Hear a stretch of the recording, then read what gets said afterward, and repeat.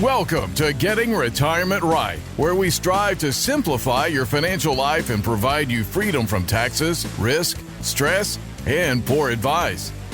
And now, here are your hosts, Darrin McComas and Shon Peil.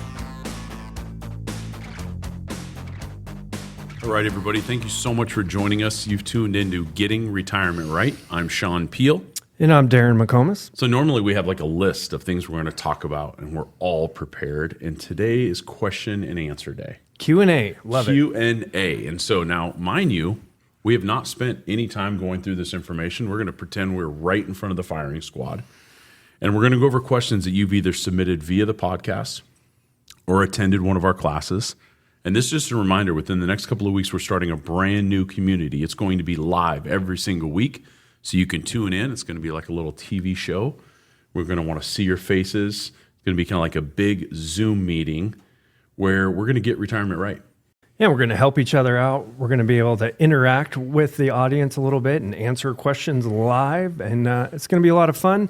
And again, we're designing this, again, just to help each other out. Really, everyone has a unique retirement, and what a great platform to discuss a lot of different topics. Yeah, there's a lot of different opinions out there. There's a lot of information. And just remember, just because you find it on the internet does not make it correct. It's not true. Not everything is true. So the first thing we're going to talk about today is, looks like it's under number 7 there. I'm collecting Social Security at full retirement. I'm still working. I'm making a lot of money. This says $100,000 a year. Single, and what are my options to prevent taxes on Social Security? That's a tough one. First of all, you're not going to prevent taxes. You're not making that much money. Yeah, you're making too much money. So there's no secret sauce, so to speak. If you're making that kind of money, and this is just a good, candid conversation, I think my first question is, why are you collecting? Like, let that thing grow. Is there like a major health issue that maybe we don't know about? And again, this is why you have to take every one of these answers and every one of these questions with kind of a grain of salt. Yes, we're not throwing out blanket statements that apply to everyone that's listening today. So again, it's going to be unique to your retirement plan and your situation. This one's tough though, because people can't wrap their head around that their Social Security check can get taxed. It's like, I paid into that. Why are they like taxing me again when I finally get it back at 67, 68?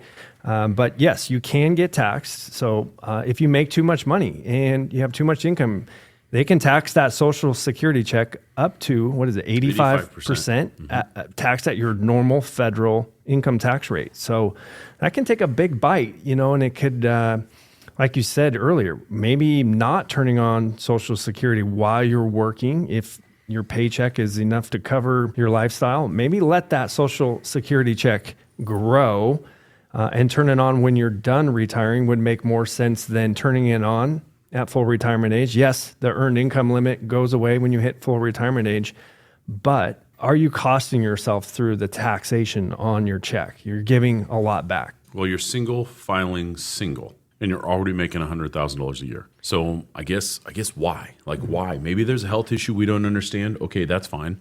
But what other investment option do you have that will grow at 8% a year?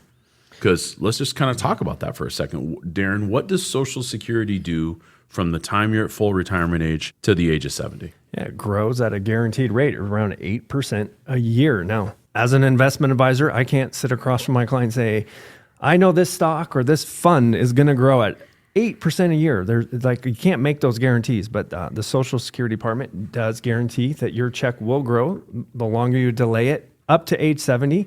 Don't try to go to 75, right, and max out, because once you hit 70, it stops growing. Yeah, you're going to miss out on a couple of years of withdrawal. So I think you get the point there. Again, right, and if we knew more about this situation, which is why the team is always like, yeah, you have to have a plan. Your advisors over at Abraham & Company are going to ask pointed questions and make sure it's the right answer for you and your family. And given the situation here and the amount of information we have, I think with what I know, my first thing would be like, hey, stop taking Social Security. Now, if there's a health issue or something else going on, of course, right, the answer could change. I love this. You got fixed index annuities, you have fixed annuities, and variable annuities. Wow. What are the differences, and Which ones should I be watching out for? And does your firm use any of these instruments? That's a lot baked into those questions. There's a lot going on right there. Yep. You are the insurance expert, so I'll let you kind of quickly explain the difference between a fixed annuity, a variable annuity, and a fixed indexed annuity. Because I guarantee we've met with a lot of people, when they hear the word annuity, they just start to kind of cringe. They might run for the door. And we're here to say, not all annuities are the same. You got to be very careful of what you're buying into, and it should have a purpose behind it. But let's go through the key differences between those three kinds of annuities. Okay, so let's start with fixed annuity. I like it. It's simple. Think of a CD. It's usually a fixed rate of return, 3%, 4%, whatever that number is, that you're going to get for 2, 3, maybe 5 years. Very simple to understand. You put your money in there, the insurance company holds it, and at the end of the 5 years, you're going to get it back plus the growth. Now, the confusing one on here, I'm going to jump right to it. Variable Hit it head on. Yeah, variable annuity. We will not mince our words. I am an insurance professional, specialize in annuities. I do not have the license to sell variable annuities. Because they're sold as a security, actually. They are. Yeah, they're a very expensive mutual fund wrapped with insurance. Don't get me started on the fees and all the nonsense. But we don't like them. We don't believe in them. And anytime a client usually has one, and the reason we don't like them is we don't think they're doing what they're supposed to be doing at a fair return of value for the client. Yeah, and they're super complicated. Like, this is our wheelhouse. And when we try to unpack a variable annuity, a prospect is brought in to look at, it takes us some time to try to figure out what are they paying in fees, what kind of growth are they going to. How often is it managed? How often are the funds moved around? Why are we in this fund versus that fund? So a variable annuity, the word variable is right there, right? It can go up, it can go down. And then people get, oh no, I'm guaranteed 5%, I'm guaranteed 7%. That is on the income side of an annuity. That probably could be its own new podcast. Maybe we should do that. That's actually a good idea. Could be like 3 podcasts. It probably could. So you have separate pieces or parts of this annuity. You have the cash side, goes up and down with the market. Fees usually come out of that side. And then maybe you have an income side.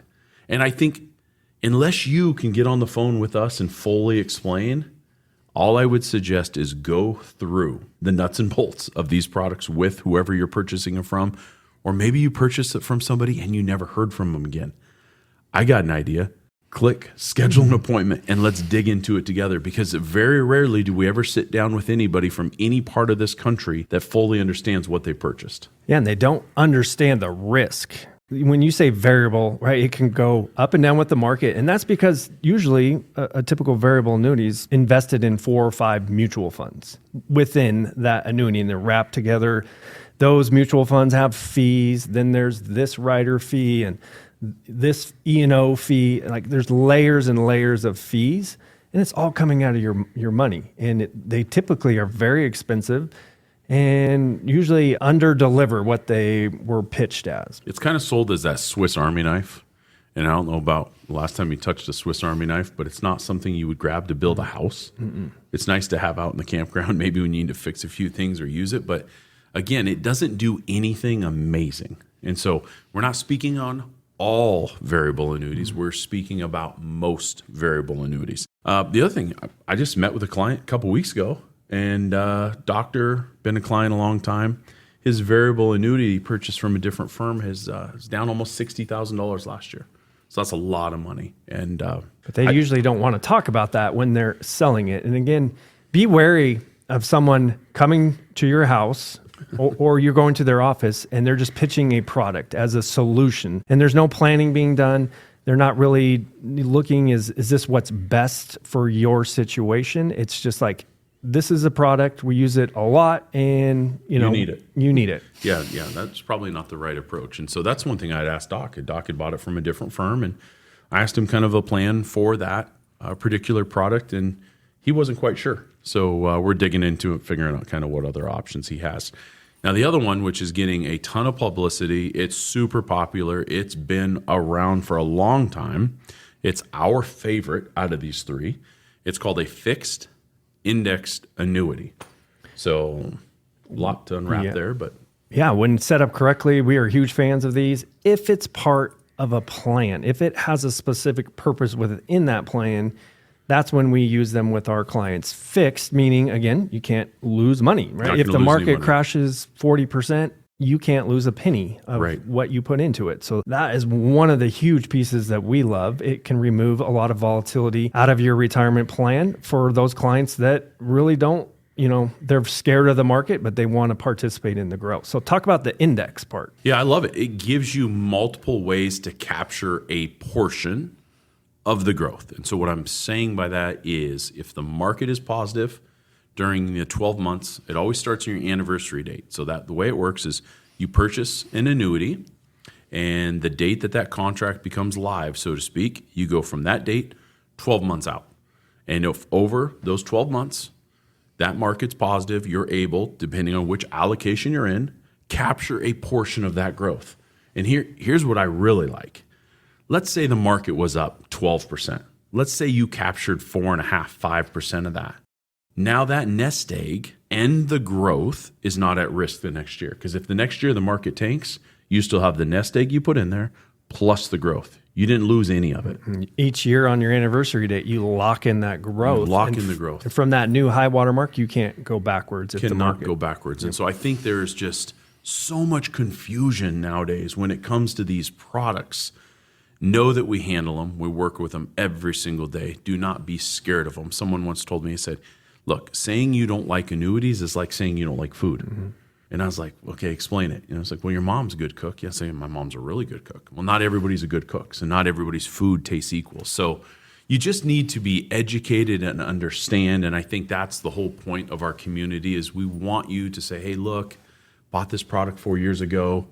It's a Polaris, whatever. It's a American Equity, whatever. And we're going to go through it. We're going to just make sure that your money is doing what it needs to be doing. Yeah, and how does that fit into your plan? Do you even have a plan? And how does that tool, that annuity, does it positively impact your plan, or is it dragging a drag on your plan? Great question. We get that annuity question a lot. And again, not all annuities are built the same. Nope. Not all annuities are bad, but you really got to do your due diligence and know what you're buying. Well, not every. So the other thing we hear, I don't want an annuity because two things. I don't want the insurance company to keep my money when I die. Okay, so that's not true. We don't work with any products like that. The death benefit or the money left over passes on to whoever your beneficiaries are. You like it because it usually skips probate. Mm-hmm. So that's kind of a nice hurdle that's over. And then fees. Let's talk about fees real fast. So in our firm, we use annuities without fees. Very rarely. I mean, we gave someone an option 6 months ago. There's 2 different options within the annuity. They did not choose the fee option. Very rarely do they need it. Because those fees do hurt performance. It's your money, and that fee is coming out of there. No matter what the market does, right? So to your point, if the market is negative and your account stays flat, but yet you have $3,000 or $4,000 of fees, guess what? That's still coming out. Mm-hmm.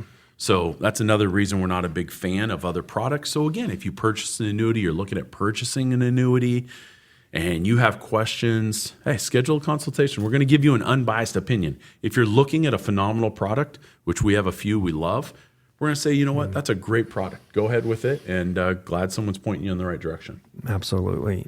We had a couple come in, remember this about 6 months ago, a local agent in town basically took 100% of their retirement savings, even money they had in the bank, and put it in like 5 different annuities. And, there is some liquidity issues when you do that. Annuities, that's one of the drawbacks is there's different liquidity restrictions with each kind of annuity. So, man, it really put their plan, it really constricted their plan, and there was very little wiggle room right or left. First of all, if you have $250,000 or $400,000 in old 401k, and someone comes along and says, hey, let's just shove it in one bucket, hold up. Like, wait a minute, you are the baby boomer generation. I don't want all my eggs in one basket. How many times have we heard that? And we understand it. We appreciate it. We believe in that. So again, and I don't think there is one does everything product out there. No, or everyone would be in it, right? That's true. Yeah, we wouldn't be here probably. Yep. All right, I like this next question. It's tax season. Everyone's either filing their taxes or just recently did it. But it comes down taking distributions. How do you know which account should I pull from when I stop working? I need some income. Do I take it out of my IRA? Should I take some out of my Roth, out of my joint non-qualified account? How do I know which account I should be pulling from and when? Well, and unfortunately, we usually hear when the wrong account's been chosen because then it's an issue. And so the one thing, and you know what, you guys are going to get sick of this, but have a plan. And the distribution part of the plan, or the deaccumulation, how you're going to spend your money and what account it's coming from, might be one of the most important things we do in your plan. Absolutely. And we love when clients have multiple kinds of accounts because they each have a different tax situation. You know, IRA or 401k money, that's tax deferred. If you were to take money out of that in retirement, it counts as income. It's taxed as, at federal and state rates. A Roth IRA, on the other hand, tax-free forever. So that gives us a lot of flexibility. And what is it, the Roth? Is it 5 years? So yeah, if you How's that work? If you contribute to a Roth, right, or convert into a Roth, there's a 5-year waiting period before you can start pulling out the growth on it.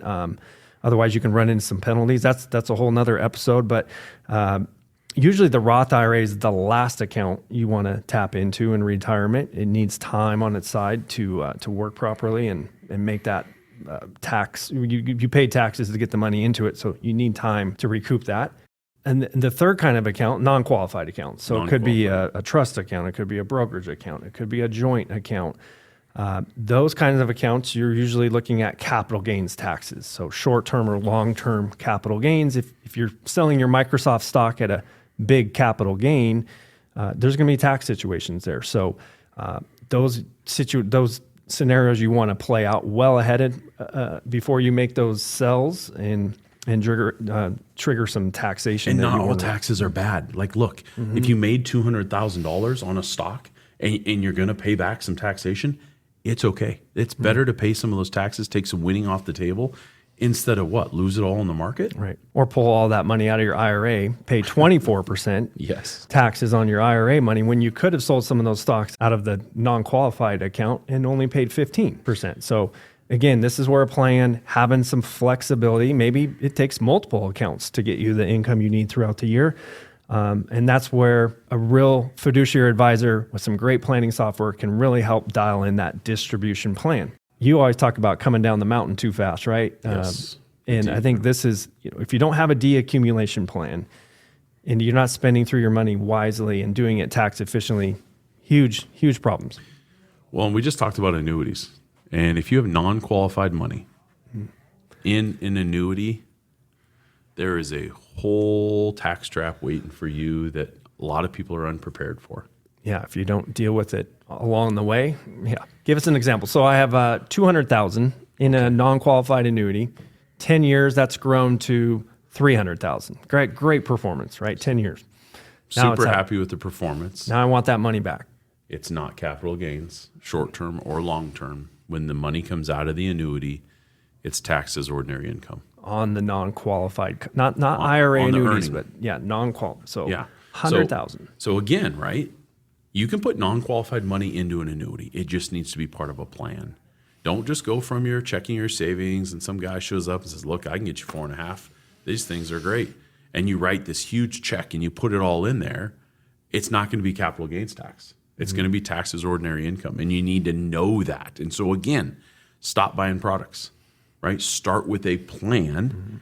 I love your saying, like, your plan, your retirement plan should start with taxes. And this is just kind of a little nibble on it. Yep. Absolutely. Yeah, taxes are so important to everyone out. No one wants to pay the IRS more than they absolutely have to. But unfortunately, so many people do it wrong. Even those that work with advisors, pulling out of the wrong accounts in the wrong amounts, doing it in the wrong sequence, triggering a lot of excess taxation each year. And then you compound that year after year after year, decades. And who knows, you might pay the IRS $50,000, $100,000 more than you really needed to. So doing it correctly and using a professional definitely can save you a lot on the tax side. Well, let's talk about a question. We have already had it twice this week, and we're only halfway through the week. But RMDs, like there's been some changes made lately, Secure Act 2.0. But I talked to a 71-year-old that's all scared because he hasn't pulled out RMDs yet. And then I talked to a 72-year-old, hasn't pulled out RMDs. What kind of news do you have for us there? Yeah, so they just recently changed the RMD age to 73. So RMD stands for required minimum distribution. So that pertains to tax deferred accounts, IRAs, 401ks, things like that. They pushed that RMD age to 73 if you were born, I'm not sure what. Let's do the math in right that. But you know what I mean. We got to make sure that we have a plan for taking those RMDs and doing them correctly. But yeah, so many people are in the dark about Secure Act 2.0. So the new age is 73. If you're not 73, you're not taking RMDs, right? So remember, it was 70 and a half, and then it went to 72. Now it's 73.